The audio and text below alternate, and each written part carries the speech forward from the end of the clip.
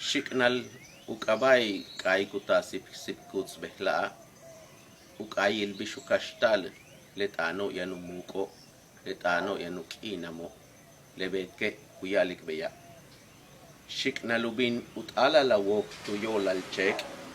Shiknalubin unohbal talakap tuyolal huun.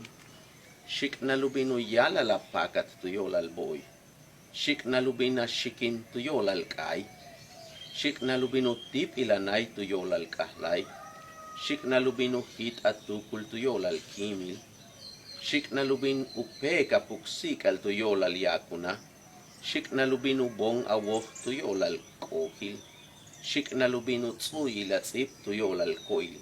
Mintay tak alechtik humpel ikiltan. Alas es el nombre de este canto del Sipkuts en este día. Es la búsqueda de las palabras fuertes, las palabras que aman, las palabras que duelen.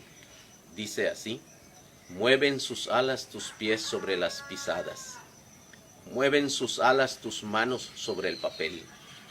Mueven sus alas tus ojos sobre las sombras. Mueven sus alas tus oídos sobre los sonidos. Mueven sus alas tus sueños sobre la memoria. Mueven sus alas tus pensamientos sobre la muerte. Mueven sus alas tu corazón sobre el dolor. Mueven sus alas tus colores sobre los rostros. Mueven sus alas tus rebeldías sobre las letras.